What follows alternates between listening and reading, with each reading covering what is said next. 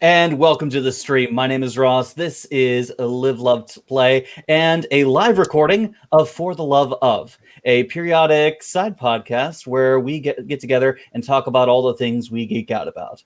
Joining me today are a couple friends from the Real Supergeeks podcast, Sunseahl. Hello, everybody. Wheelie Pike himself, Justin. Hello. The man, the forehead, Travis. I'm a forehead now. It is quite cool. Well, either a forehead or a fidget spinner. We haven't figured out what yet. Put the beanie back on. And joining us from my Twitch friends, Nick, aka Dayspring. Good evening. Thank you guys so much for joining me tonight. I'm so glad to be able to hang out with all of you here. And today we come together to talk about the console wars, the ongoing rivalry between Xbox, PlayStation, and everything in between. So tonight we'll start with PlayStation. This past week they released they released and launched the PS5. First, releasing their two separate console versions, the big pre-orders at least, disk drive and everything else, 4K, 8K, ray tracing, and all the other bells and whistles you'd expect from a new gen console. And it's slimmed down, but no less capable, all digital version. So, what did you guys think about the PlayStation? Let's start with you, Nick. As is with everything else that tried to get released this week, I think all of the big tech companies need to get their act together in regards to preventing bots and scalpers and preventing, the influx of, servers crashing, because Newegg was having trouble with some stuff that they were doing. I know all these other places were just getting swamped. So unfortunately, I would love to sit there and say that, technology wise, good, bad, or otherwise yet. But from just from an availability standpoint, it was absolutely, this gen is probably one of the worst launches that they've had because nobody can find it. Nobody can get it because they're all ending up on eBay somehow. Oh yeah. They definitely messed up as far as the pre-order fiasco is concerned. I actually watched the PlayStation 5 presentation, and they straight up said like pre-orders will start tomorrow, and well, retailers decided, well, we're gonna start pre-orders today, and it was very much just this. I remember a video from Young, just going into detail on this whole fiasco, because apparently, like, PlayStation, or Sony, I should say, promised that they would have, they would give out ample notice to the people who wanted a PlayStation 5 and wanted to pre-order it, and they said, hey, just register here on this site that we're giving you. We're going to send you an email, and you will know when everything is going down. And people went to this, and they lowered their guard because they figured, okay, I'm in a safe spot. I'm going to know when all this is happening. And they weren't safe. I mean, Sony they blundered this, like, incredibly.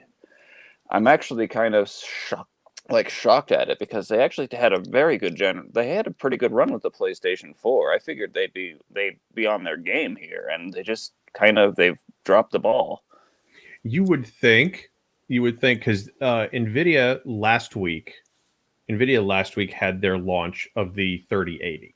So you would have thought that, knowing that they were having a launch this week and looking at all of the trouble that Nvidia had with Newegg and Amazon and their own web stores and everything, that would have been, some form of indication that we're going to get hit and it's going to come in hard. And it doesn't look like they sat there and learned from, everybody else, to start. And from what I heard, PlayStation 5, they cut down production from 15 million to 11 million units by I'm trying to remember what the actual when that date was, if that was by the end of 2020 or not.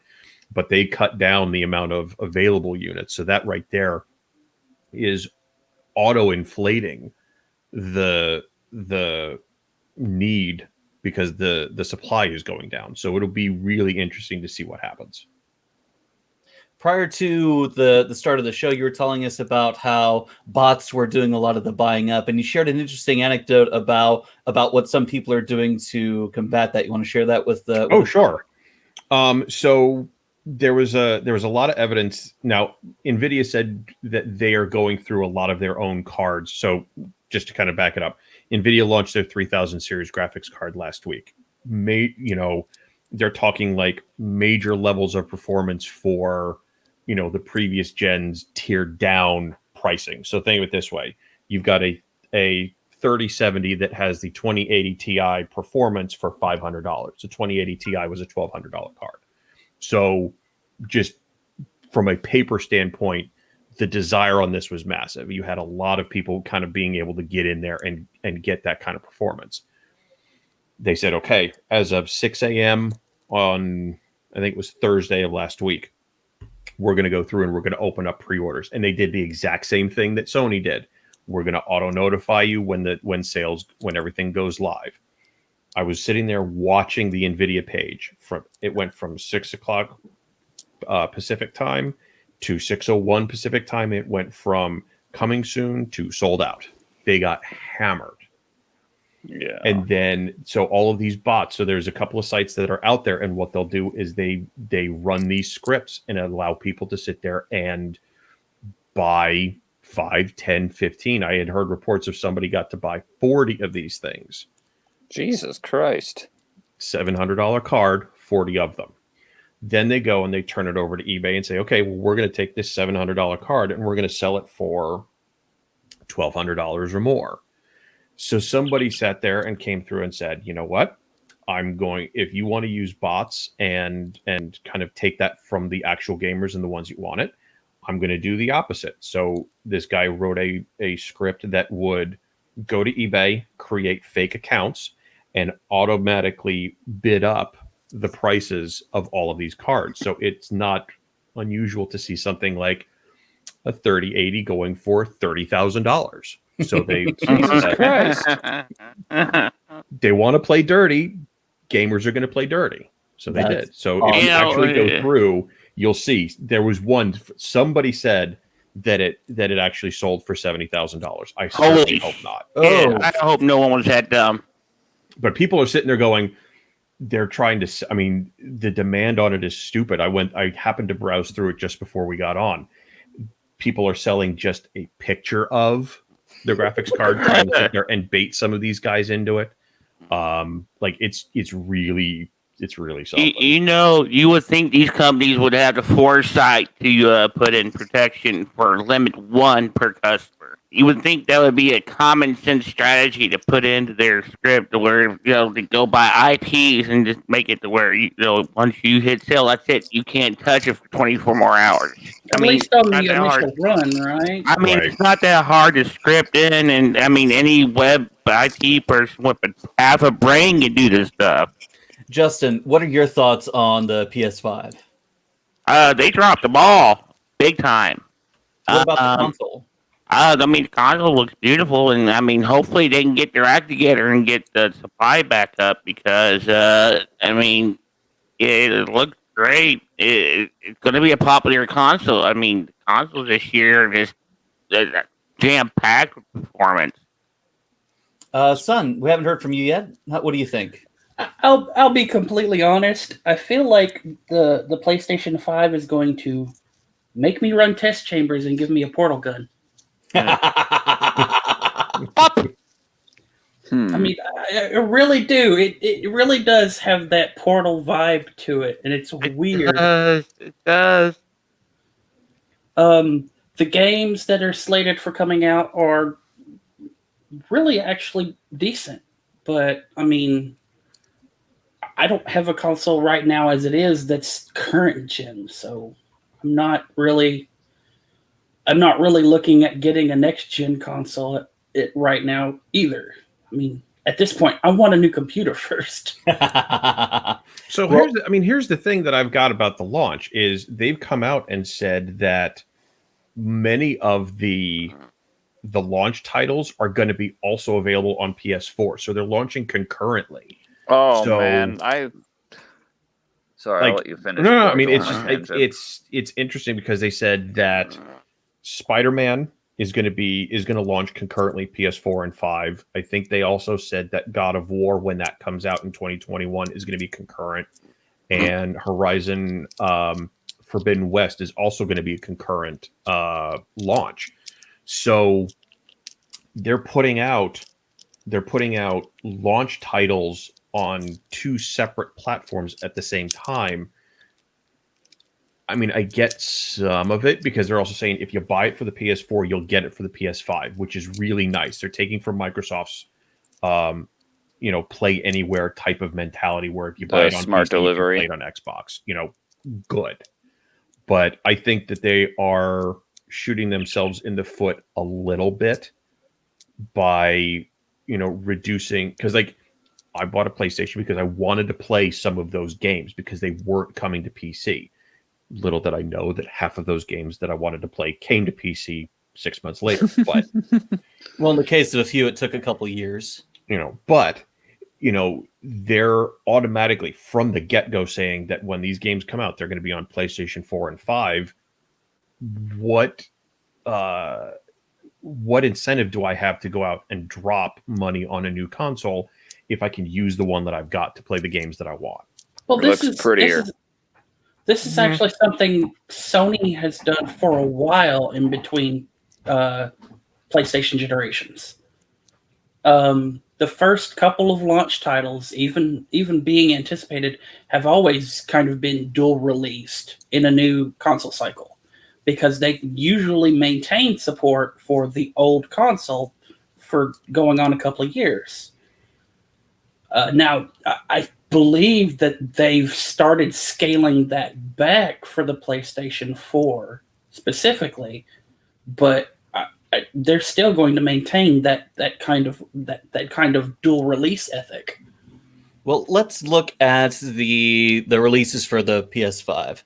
We've got Marvel's Spider-Man, Miles Morales. Dayspring, I know you played Spider-Man. I own it. I haven't played it yet, but this excites me. I love the character should. of Miles.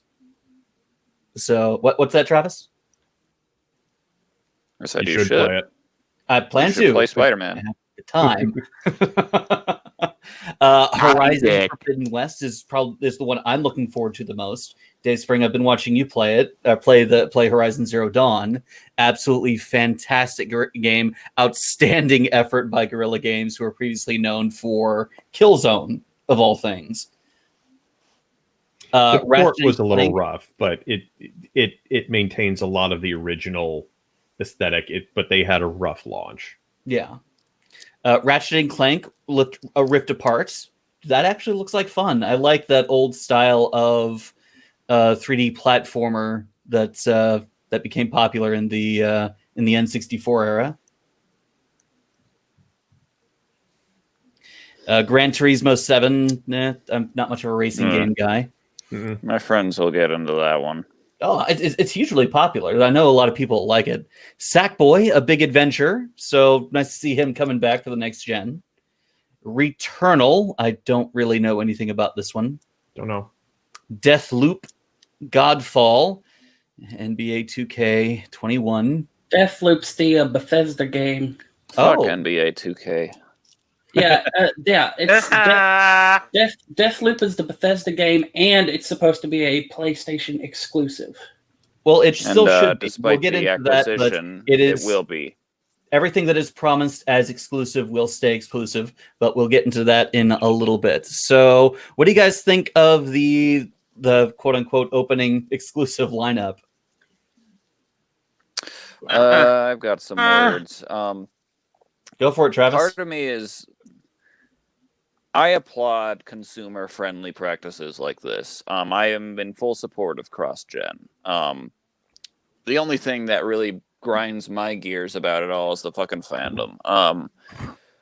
I try to stay out of console war talk. I do. I try. But I mean, when I watch these presentations, it's impossible not to see the chat, erupting. Oh, Xbox dead. Xbox sucks. That kind of thing. Or PlayStation sucks. PlayStation down the drain. It's everywhere. But I mean, one of the talking points of the PlayStation crowd was like, oh, we've got all the exclusives. We've got all the true exclusives. We've got all these, like, PlayStation's going next gen. Like, they're focusing on the hardware of the PlayStation 5. They're going all out. This stuff isn't going to be playable on the PlayStation 4. Fast forward, and they slip the quiet little announcement, oh, by the way, this is going to be on PlayStation 4 as well, and I'm just sitting here like, well, I am pretty sure that the PlayStation fandom will ignore this and will, praise Sony for being so consumer friendly while ignoring the fact that Xbox pretty much straight up announced that they'd be doing the exact same. I also can't help but find it very funny that a lot of PlayStation exclusives are coming to PC now, and that was one of the big talking points of the PlayStation fandom as well. Xbox has no true exclusives. They're all on PC. Why should I get an Xbox? It's like, oh, shut the fuck up. You guys are just... You can't win with them. You can't win with them. Interestingly enough, the reverse happened when what we talked about, what we're going to talk about later with Bethesda happened. All of the PS4 fanboys and PS5 fanboys started losing their minds because they're going to take away Deathloop. Okay, sure. Now you know how it feels to be, run around by another fandom, huh? Any parting thoughts for the PlayStation? I got one. So from a technical standpoint, because I think that's kind of where you were trying to lead us, and we really kind of went elsewhere. Yeah. Well, the release is the most recent thing, and that's what's on our mind. From a technical standpoint, I think they are on par with where the Xbox is. They are both roughly able to, hit the same frame rates. They're both able to hit the same resolutions at those frame rates. I think that the big thing that I've got, form factor is an issue. So PlayStation 5, you can put on its side, which is fine. It'll run. Whereas Xbox kind of, they're getting themselves out from being able to kind of put it into an entertainment center. But from a technical standpoint, they are doing, I don't want to say next gen stuff because everything is next gen with this thing. But one of the things that they're doing is a way that NVIDIA is also doing with their graphics card of being able to kind of stream textures and everything, bypassing the CPU, putting it straight into the GPU memory and getting it to run there. NVIDIA is doing the same thing. So what it does is it frees up the CPU to do other things. So much like has always been the case with consoles over the years, the first games are not going to take advantage of it. They're going to be okay. Then as time kind of goes on and people start developing for it and people start really kind of pushing the hardware, you're really going to see some lookers.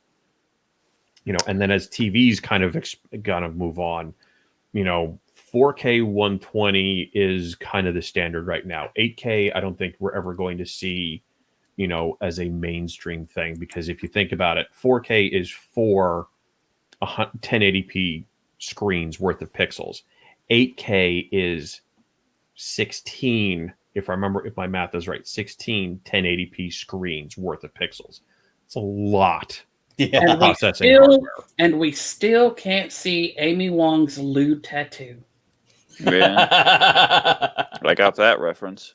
So nice. From a technical standpoint, I think PlayStation is in a good spot.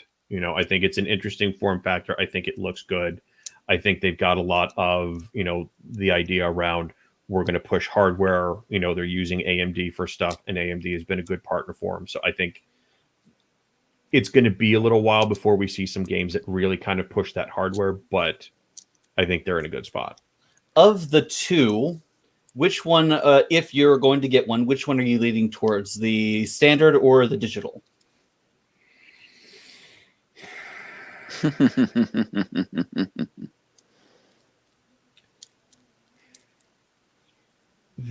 My problem with, so if you go partial, I mean, the one thing is you've got the standard is $100 more. So, and it's if I remember right, it's an Ultra HD disc drive. So you can actually play UHD DVDs, which they're starting to become more ubiquitous.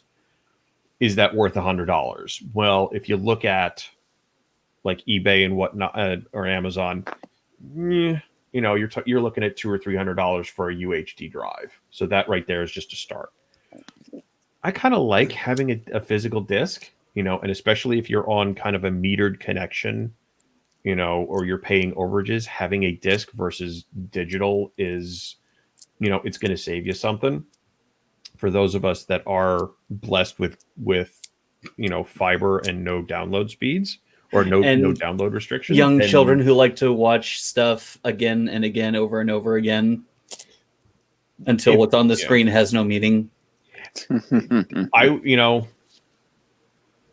Whichever one I can find is probably the best answer, because I'm sure they're still going to be pretty scarce come Christmas. I think that's going to be like that, like how the Nintendo was when it first launched, and all of these other consoles that are launching right before Christmas. It's going to be scarce until after that. So I think it's going to end up being what I can find. I sure hope they fix the pre-order situation before Christmas, or it's going to happen all over again. Justin, which one are you leaning towards? I think I'm going to go for the Xbox because or just PlayStation right now. Which of the two models is more appealing to you? Well, I mean, I'm not really that big of a PlayStation person, but I would have to go for the Lite because, I mean, physical media is really going by the wayside right now. You're not going to have this for much longer. I mean, everything else is downloadable at this point, so, I mean, why not? Well, here's a question. Here's a question for you, though. Where do you stand on ownership of games? Okay, so when you think about it, when you've got a physical game, it's yours. You own it. Whereas if it's digital only, you own it, but you can't resell it. Like you couldn't go to GameStop and go, okay, here's a $60 game, and they give you a $5 credit. Let's be honest, that's what happens. $1.25. Yeah. But In think about credit. But think about it. So say Steam at some point, says we're shutting down, and you own all of those digital games. But if the distribution mechanism for it goes away, they go away. So what is your thought on physical versus digital when it comes to something like that? Well, sure, there's going to be some issues, but Steam would also face legal issues because technically they had to provide access to those. If you own it legitly, they could face some serious legal issues if you just up and shut down. There's a lot of catch-22s with that. I do too. I see cats. I heard it. It. He's behind the head. I'll say this: for your Steam analogy is somewhat apt, but also somewhat incorrect, because as long as you have the game downloaded on your computer, you actually have the game on your computer. Unless it's like an internet connection based game, you can play it offline on Steam, or unless it's connecting to whatever game company it's run through as an online source instead of through Steam. See, here's the problem with most games now, though. Most of the games that are coming out are going to require some type of connectivity for, verification reasons, or you have to have online accounts. This is a wonderful topic, but we're way off. The train took us. I'm of sorry. the two consoles, which one are you most interested in? The Lite, the discless or disc version of PlayStation 5. Son? I would probably have to say the disc version. I mean, sure, you're getting the, if you get the discless version, cool, you can download all your whatever the stuff. But like, these consoles are always marketed as entertainment platforms, not just gaming consoles. I want the disc tray to stick my HD DVD in and watch a movie. Agreed. So that's where I stand on it. Travis?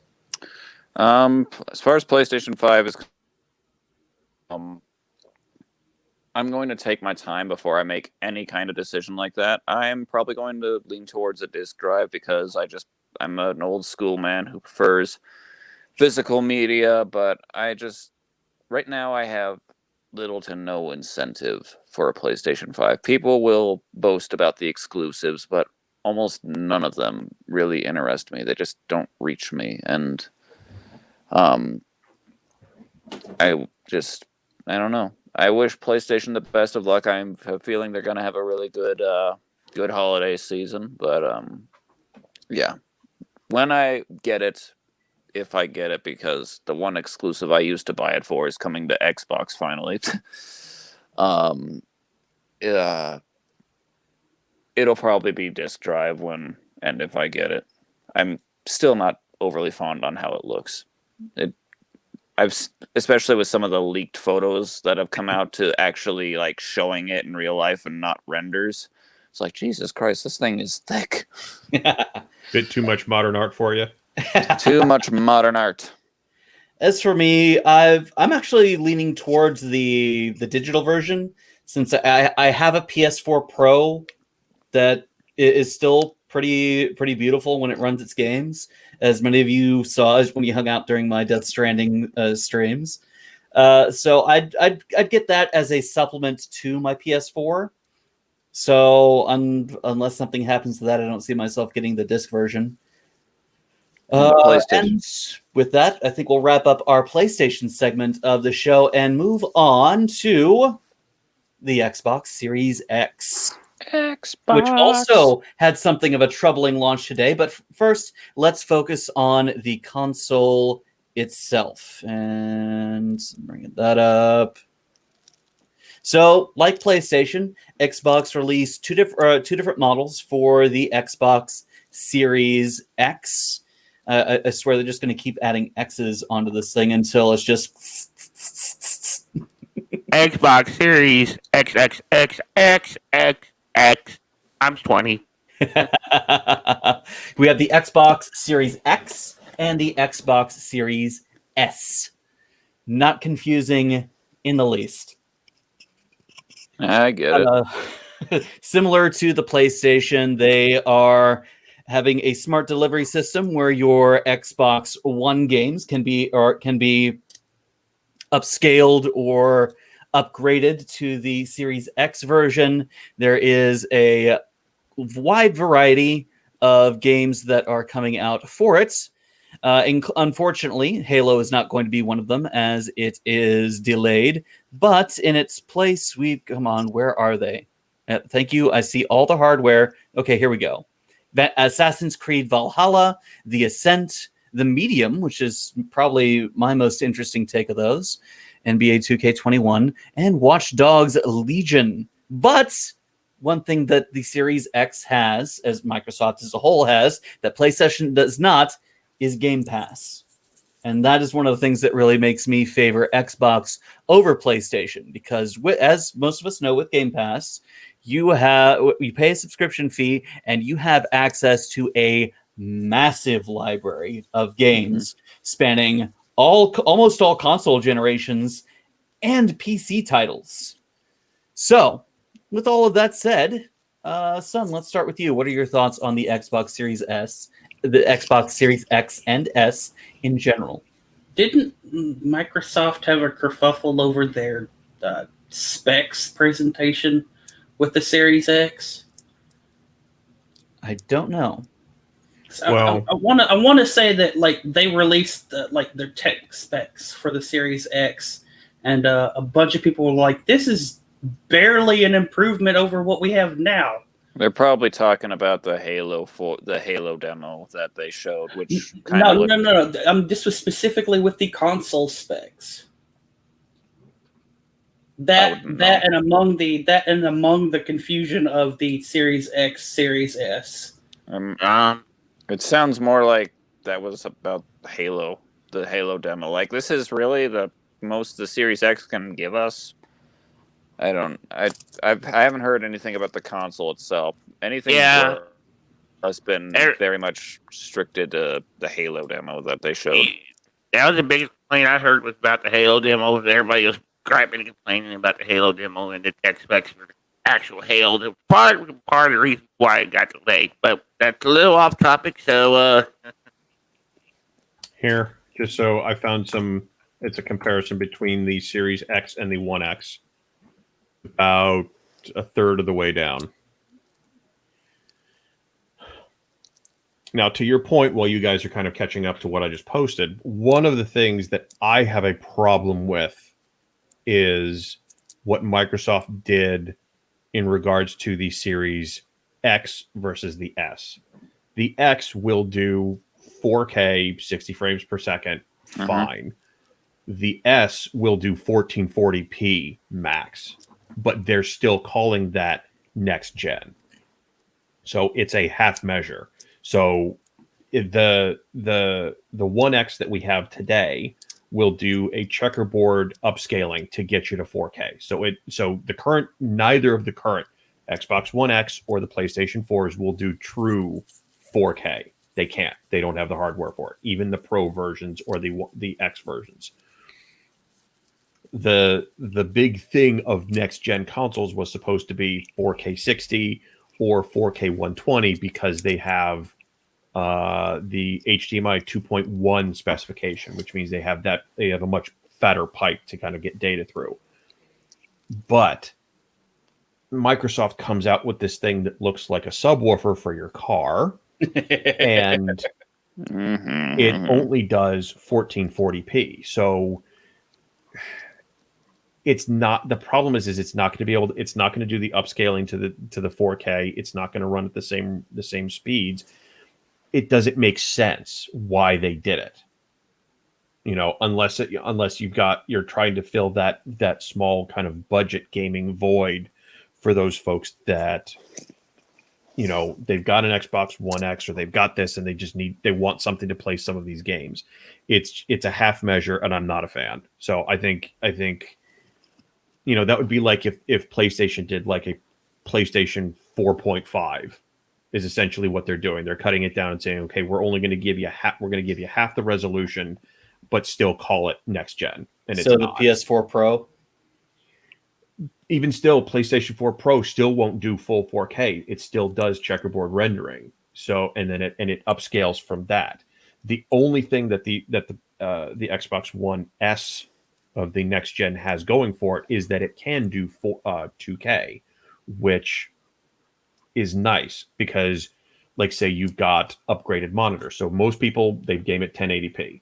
Then you've got those folks that are 1440, and then you've got folks that are 4K. PlayStation 4 Pro says we can output 1080p or 4K. There's no in between. So if you were trying to say, well, I've got a higher res monitor, I want you to output this, it doesn't work. I've actually worked with Epos Vox on YouTube talking about this, saying, hey, if I add a 4K capture card, can I get my PlayStation 4 Pro to output 1440p? He goes, no, it won't work. The monitor will just show blank because it doesn't understand what it's seeing. So by having a 1440p kind of in between is nice for that kind of niche group of people.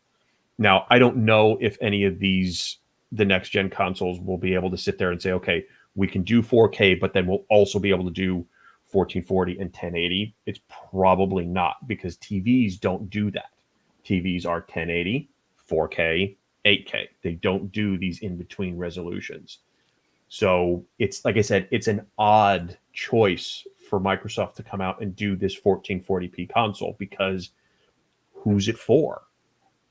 It's higher res than 1080, but it will probably, to a 1080p TV, it'll only output 1080. So that 1440p does nothing. It's weird.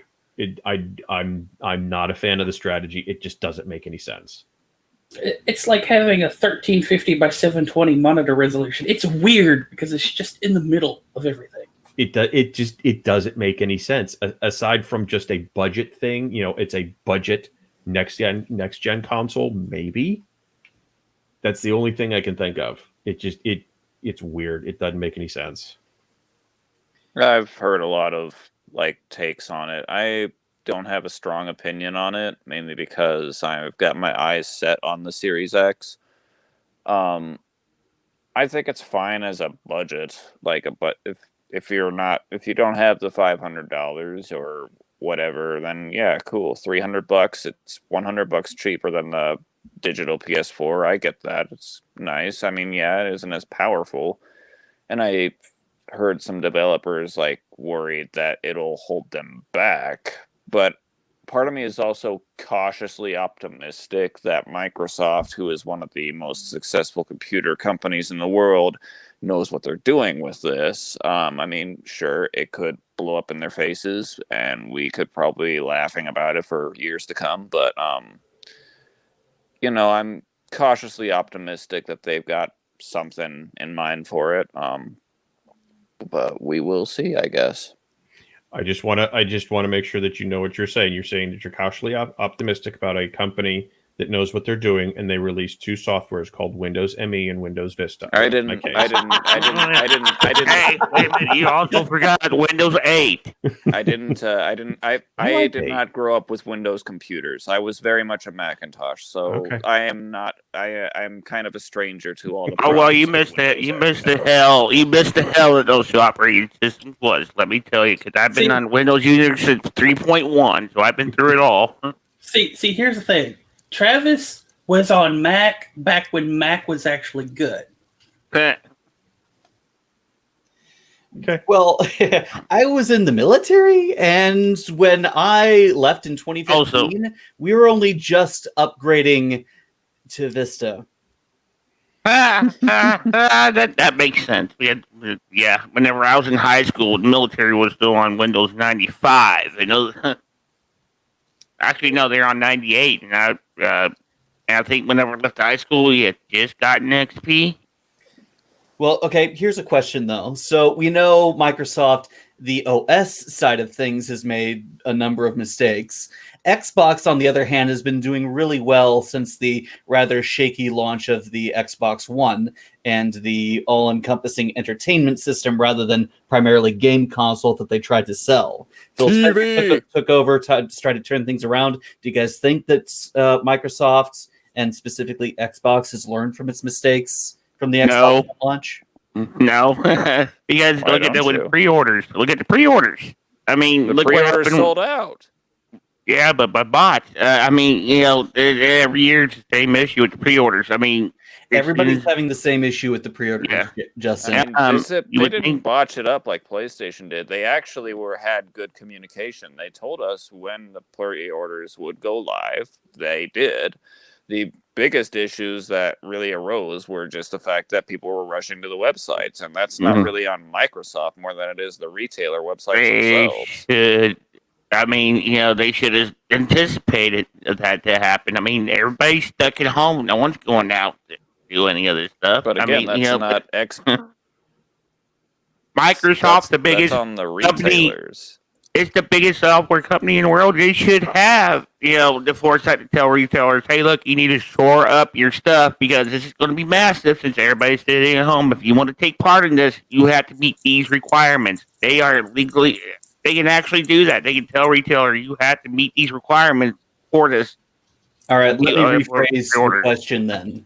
From a marketing side of things, do you think they've learned from their mistakes from the Xbox One launch? Well, I mean, it certainly got my attention. I mean, I'm actually considering buying an Xbox for the first time since in a while because. Mainly because of Xbox Anywhere. I think that's going to be a great deal. And I'm not really a fan of the scaled down version either. But PCs have had the option to change video resolutions for years, so I don't see why that wouldn't be a thing that they could implement in an Xbox. I mean, for certain games, to change video resolution to 4K, change it lower if you need to for whatever you're using. Yeah, I mean, I see the problem with it, but I mean, the technology's there, so it shouldn't be an issue. But for budget gamers, I think it's great. I mean, I think they did okay this time around. It may just be seen how they handle things going into Christmas, though. Thanksgiving's going to be, and Black Friday's going to be their biggest trial, I think. We'll see how this one goes. Oh, God, for Black Friday, I haven't thought of that at all. I was going to say, be nuts during a pandemic. I was like, speaking of Black Friday, just think about that for a second. And this can be something for another night, but just think of how do some of these stores that are traditionally, we're going to, first of all, some of the stores have sat there and said, we're not going to do Thanksgiving shopping. Fine. Good. I'm totally behind that. I've never done Black Friday shopping. Yeah, so am I. But what the hell is Black Friday going to look like this year? Like, are stores going to do that? Are people still going to go out in droves? So it's going to look like Cyber Monday. All I know is that I'm glad I'm not working at Walmart for next time, more. because I can see that vein in Ross's head kind of going off track again. What Justin brought up is kind of my worry for the Xbox, because what looks like is going on is that Xbox is the Xbox used to be kind of its own little niche thing of Microsoft, just like this little side project that they had going on. And it seems more and more like Xbox itself, as its own kind of culture, is being assimilated into Microsoft as a whole. And my worry is, like what Justin said, you have this low-end gaming console, and you have the Microsoft mentality of what Windows 10 is right now. Stop whatever you're doing, we're updating. That's what worries me about this new Xbox, is if they start... like OS updating while you're playing video games. You've never had a PlayStation, have you? Yeah, it happens. It happens. That happens every couple months with PlayStation, where you boot it up and you get the big blue screen. A system update has been downloaded for the console, and you have to wait half an hour for it to install. So that sort of thing already exists. And an Xbox basically has a version of Windows. It's a modified version of Windows actually running in the background. Because, I mean, it's Microsoft. Why the hell wouldn't they? So, yeah, that's how they update everything. Xbox, on the other hand, is actually pretty good at updating in the background. Yeah. If there is an update that needs to be had, it doesn't even tell you. It automatically installs it, and it runs the setup and installation in the background after you turn it off. So that's what Windows you don't really have to worry about. That's what Windows 10 does now. I mean, you only reboot if you have to. Other than that, it just installs normal updates just periodically. This should let you guys know how out of touch with the console thing I am. Like, the last console I owned was the original Wii. So, you are behind. Anyway, all right. What about the games? So there wasn't that many launch games for the Series X compared to the PlayStation. But of the ones that you've seen, what interests you most? Valhalla. The problem with Valhalla is that it's cross-platform. It's launching on all three platforms all at the same time. So I don't think, without their big tentpole Halo franchise, or God, what the hell other franchises does Xbox actually have? Gears of War. Fable. There isn't a Gears of War without there's a game library now. I mean, without a Gears of War tentpole, or without a Halo, I think their launch library is soft in comparison to PlayStation. I think if you were just looking at it saying, all things being equal, if the performance of both consoles are equal, which they are close, and you were just basing it on the merits of the launch library, PlayStation hands down. They've got far more holy shit kind of titles than, I don't know if we can say that, sorry, than Xbox does. Like Valhalla, I would say, Valhalla is a good one, but Valhalla is launching across all of the consoles and PC all at the same time. So it's not something that is exclusive. It's not one of their big names. It just happens to be a big game that's launching everywhere at the same time. And I fully agree with that assessment. It actually kind of ties into Ross's question that he asked Justin as far as to whether or not they've learned from their mistakes. If you were to ask me that question, I would say yes and no. Yes, it's not being advertised to us as an all-in-one entertainment. And, it's being very much geared towards gaming, but they don't really have much of a selling point. The biggest selling point for Xbox right now is that it's the true power of gaming, the most powerful console on the planet. This kind of teraflops and other technobabble that I don't know at all what it means. But I mean, it very much comes down. And I am not cautiously optimistic. I am optimistic that Xbox is making steps to improve their. I mean, I am very much looking forward to Halo Infinite. And, and I'm very much looking forward to the revival of Fable. And, I like it. It's the most it's the most powerful console that can't fit, that won't fit in your entertainment center. All right, Travis, we got about 80% of what you said, but I think we got the gist of it.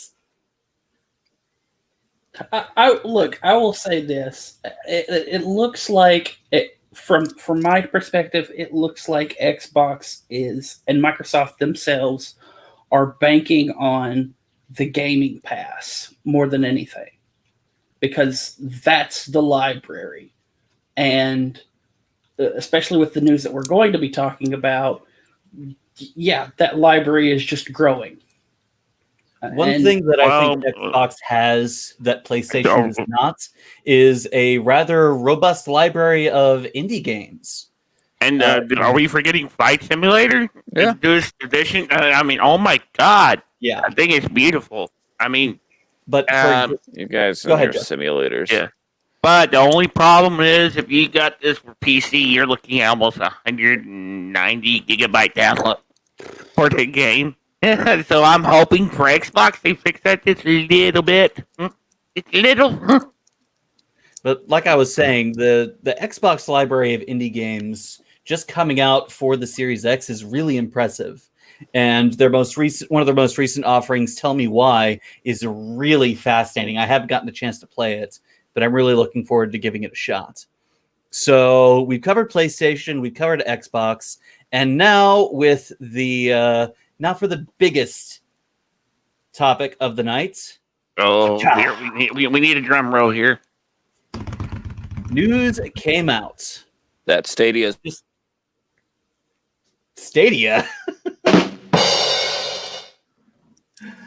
Oh, rather bombshell news yesterday that Xbox bought Bethesda, specifically its parent company ZeniMax, which encompasses a huge number of studios, including Bethesda. Let me see if I can get... All I've got to say to this one is... Arcane. Yeah, they basically bought Arcane Studios, id Software. That's Doom.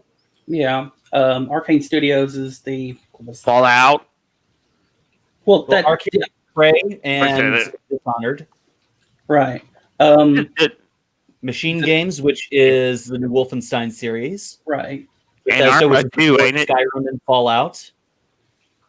Yeah, this was, all the PlayStation people that were laughing at the Xbox. Going, yeah, you all ain't got shit for launch. You're fine. And the Xbox just gives them the middle finger and be like, it's what? It's what we got now. Haha. And this wasn't even buzzed about. That's what's so bad about it. There was no rumors about this. Nothing. It came completely out of left field. It was like all of a sudden, it was like, bam, here it is. We're like, holy shit. The rumors came out after this news came out, because now Microsoft owns both Obsidian and Bethesda, so there's the rumor of Fallout New Vegas 2, maybe. All right, Ooh. have fun with that. Series of ZeniMax are Alpha Dog Games, which is a mobile game developer, Arcane Studios, which is Prey and Dishonored, Bethesda Softworks, which is, of course, Skyrim, Fallout, Star Trek Legacy, Ah. id Software, which is Doom, which is the creators Doom, Quake, and several others. Machine Games, which is Wolfenstein, Roundhouse Studios, Tango Gameworks, and ZeniMax Online Studios, which developed Fallout 76. Well, what I will say is this: I actually have a friend at Microsoft, and he said that. Oh, you got one too? What's that? Oh, you got a friend at Microsoft too? So do I. They had basically said that it wasn't talked about internally. It wasn't anything. It was a Yeah. Oh yeah, guess what? By the way, we bought it today. Like Yeah, it was. It was legitimately. He said Just that was impulse that was buy. it. That's exactly what my friend said. You're talking about in our Discord, and he was like, "Yeah, dude, this just came out of nowhere. I mean, usually they pre-warn the entire team when something big is about to drop, and it just happened. Everybody's like, holy shit!" I mean, yeah, people were losing their minds. It's like, what the hell? They thought maybe it was fake there for a minute, but then they got a company memo that yes, it was confirmed that it did happen. So I've got a couple of different sources to pull from here making this statement. Upper Echelon released a video yesterday, I think it was, about this acquisition and went through the sales stats of Microsoft and basically said, yeah, $7.5 billion is pocket change for Microsoft. Microsoft's on-hand cash right now is about $40 billion. I mean, liquid assets on hand is about $40 billion. Well, let's put that into perspective real quick. Microsoft bought ZeniMax for $7.5 billion. Billions Disney, and billions. conversely, bought Star Wars for about $4 billion. It also bought Marvel for about $4 billion. Microsoft just spent just under the amount Disney spent for both Marvel and Star Wars for ZeniMax. And that's not even touching 20th Century Fox. Yeah, I completely forgot about that. What did that go for? So here's the other thing. The CEO of ZeniMax Studios is a massive, business shark. When they first made ZeniMax Studios as a parent to Bethesda, the guy who originally created Bethesda was kind of ousted a couple of years later because they were partners in the beginning, and was ousted by the dude who's the CEO, Major Shark. The past couple of years, what have we all been doing? Complaining about Bethesda doing all those little monetization schemes that they've been doing, and it's gotten increasingly worse and worse and worse. This is also at the time, amid the time that they were actually acquired by a portfolio company that essentially Venture capitalists, yeah. right. So at this time, all of this to me looks like the CEO doing everything he can to make it look like Bethesda is this really huge and shiny thing, and then sell it off, which is what we just had happen. So Walt Disney bought 20th Century Fox for $52 billion. Jesus so Christ. that dwarfs the rest capitalism. pretty well. So holy crap. Fuck Holy capitalism. Still 7.5 isn't chump change at all. But holy cow. Well, so here's a question: how much? So they bought them for $7.5 billion, but how much debt did ZeniMax bring along with them? That's the thing that you got to think about, because game studios, look, just in general, acquisitions are never just about those figures. That it's about saying, okay, we're going to give you a certain amount of dollars. It could be in stock, it could be in cash, it could be whatever. But there's also the debt that comes along with buying that company. So game companies and game studios have never been ones to operate in the black. They're always operating in the red. That's kind of got me wondering because we know this pandemic has hit everybody hard this year, and you gotta wonder how bad it has made the game studios like Bethesda suffer to the point to where they offered them. I mean, Microsoft was able to buy them because if they're such, how the hell did that even happen? Because they should have been fine on their own. So that tells me there's something going on in the background where they thought, they needed to sell, and Microsoft was like, okay, sure, why not? I've heard rumors that ZeniMax, and just kind of since yesterday, I've heard rumors that ZeniMax was not great off, that there had been some financial woes, and it could be because of pandemic, it could have just been mismanagement, it could have been, whatever.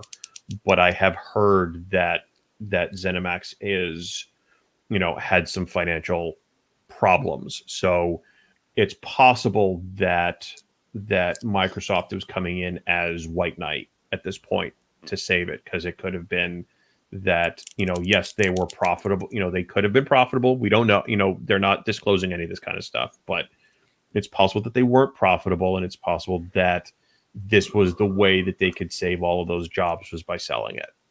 That's a possibility. I also look at, you might be seeing some of those names go away if Microsoft decides to fold it all in underneath, Microsoft Gaming.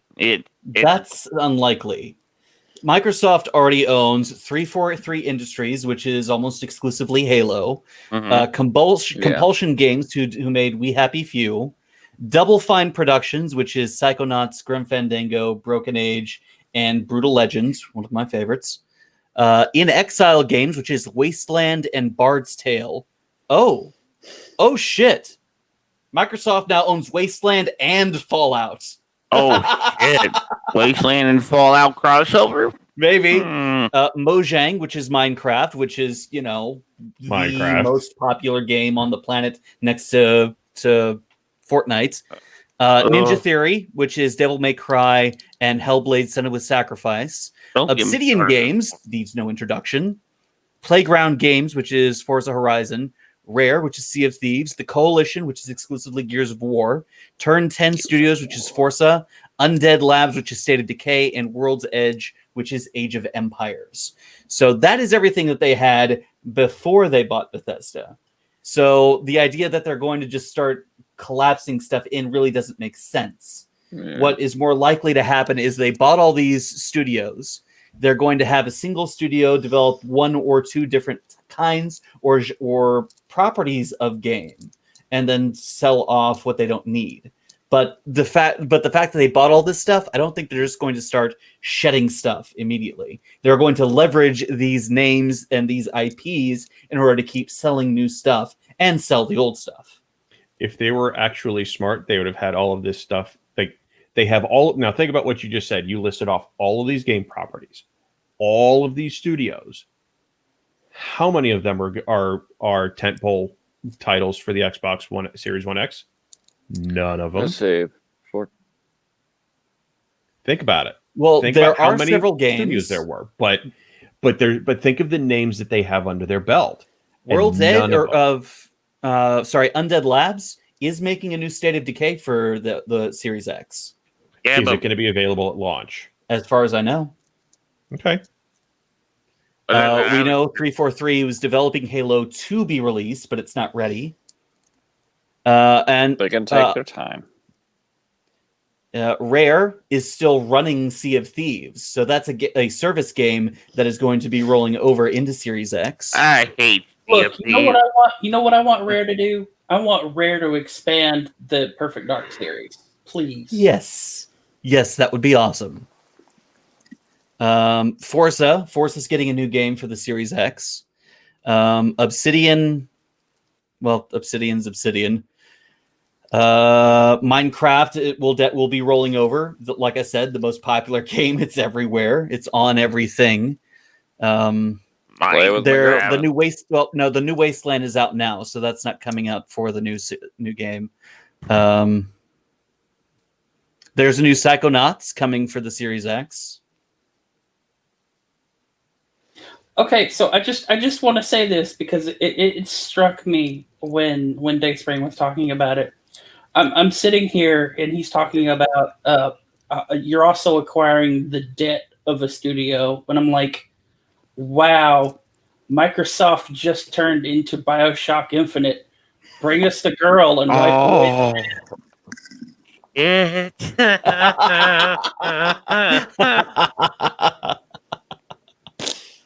Nice. I don't got a soundbite for that, but holy shit. I've been through far too many acquisitions in my time, and it's always about, they're going to offer a certain amount of dollars, but they're also buying the debt that comes along with it. But they've done that calculation to say what you own and what you know and your people is worth X. Your debt may be Y, but your ability to make money is going to be Z in the long run. So they're playing the long game, which is fine. I'm happy with Microsoft playing the long game.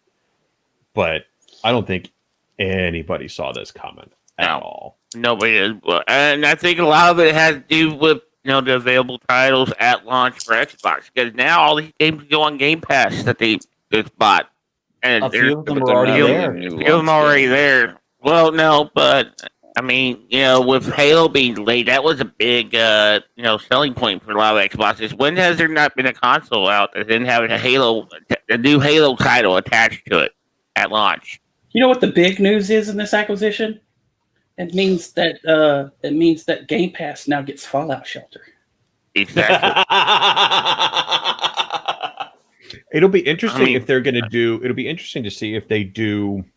I hate using the term remastered, but it will be interesting to see if they do ported or remastered versions of some of these games. Like Doom Eternal is a fantastic game. It runs very well. It runs very well. It's a Vulkan title, so it's not a DirectX 12. It's a Vulkan title, and it runs very well. And for those of you with poor computers, it is on PS now, and you can play it on there. It actually, it's a fun game. It's really fun. It is. I'm just curious to see if they're going to. I'm curious if the code that they've written for it, especially for console, allows it to stretch its legs and breathe without a whole lot of work, because it's Microsoft and because it's kind of a Windows-esque type of operating system. It was an immediate port. It worked really well on PC. It plays so well. It plays well on Xbox. I'm curious if it's just going to go, okay, we're going to put out, Doom Eternal on next gen, or if it's going to be something that they have to work on because, but think about it, 4K textures, 120 hertz, whatever it is, like, I mean, I can totally see game. I can totally see them doing that. I mean, if it goes on Game Pass, I mean, my God, they could do like the Ultimate Edition or something like that, and do an upscaled version. The first DLC is coming out soon. Yeah, so I mean, It's true. This is cool. We're over an hour, so it's time to wrap things up. Final thoughts about the acquisition. It's been a fun hour. It was a hell of a surprise and a hell of a way to wake up on Monday morning. That's no shit. I get a message in our chat, and Ross is just like, "Oh my God!" I'm like, "What the holy shit!" Yeah, I was pretty giddy for a bit. Everybody was. I start getting messages, and everybody's like, "Oh my God, did you see this?" Yes. Now, there is one shadow to cast over this story, is that with Microsoft going on a bit of a Disney-like buying spree, is there a risk of it becoming something of an intellectual monopoly? It already is. I'm going to say no. And the reason I say that is the idea behind a monopoly is that it's unfair to the consumer. And for something like this, they've got an idea. If Xbox was the only game in town and they're buying all these studios, then I would have said, maybe. But, with PlayStation, so long as Microsoft doesn't come in there and say, now that we bought you, you can't sit there and release your games for PlayStation. If they do that, then I absolutely agree with you that they're sitting there and they're playing dirty. Yeah, see, that's the thing. Like, are they going to allow them with Xbox having their own gaming platform with Game Pass and all now? Are they going to allow them to also release on Steam and this allows people to crossplay through Proton? Like, if you have a Mac, you can get on Steam and play Windows games. Usually, no problem. A lot of those games are coming out on Steam. Master Chief Collection's update to include Halo ODST went live on Steam today, in fact. Well, that's the thing, though, is now that Xbox owns all these other titles, is that going to be a thing now? That is something. I think they would be. I think they would be cutting off their nose to spite their face. Because if you think about it, if they're cutting off these other distribution channels, you're cutting off potential revenue. Think about it. People, Epic Games came out and people are like, no, I don't want to do Epic Games. I want to stay with Steam.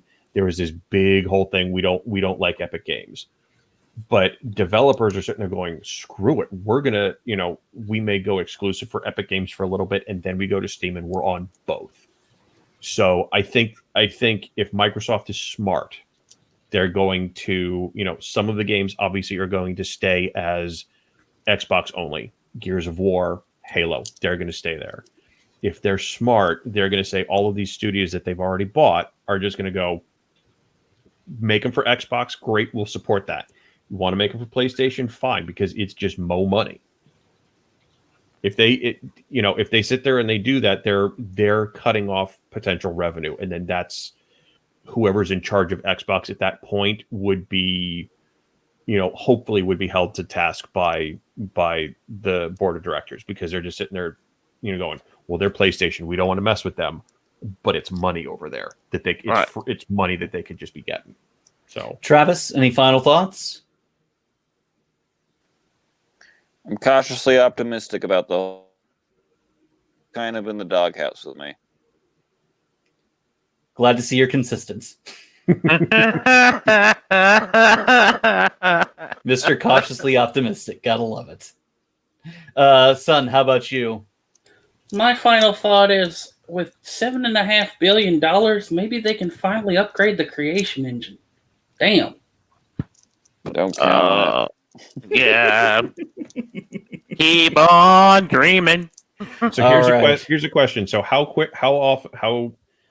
they've now got Skyrim. Are they going to put Skyrim out on this new game system? Don't even joke about it. I like Skyrim, but I am so over the remasters. Like, Jesus Christ. Enough is enough. Skyrim remastered 5.1. Okay. Then here's my final grenade, because I saw that reaction. I've been waiting to drop this one. How long until we see GTA 5? We already have.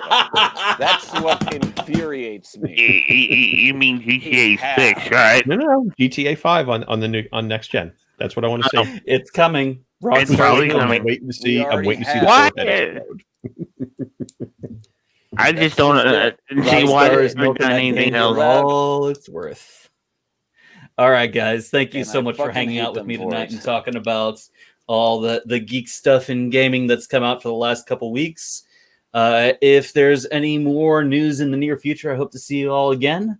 And thank you, everyone in the chat and who's watching live or on the video on demand on Twitch or on YouTube. So once again, my name is Ross, joined by Sunseahl, Travis, Jason, and Justin, and Nick. And I will see you next time. Skyrim for the pager. Stop it. Nope, we're definitely gonna get GTA 5. GTA 5, it's gonna happen. Watch. Super Mario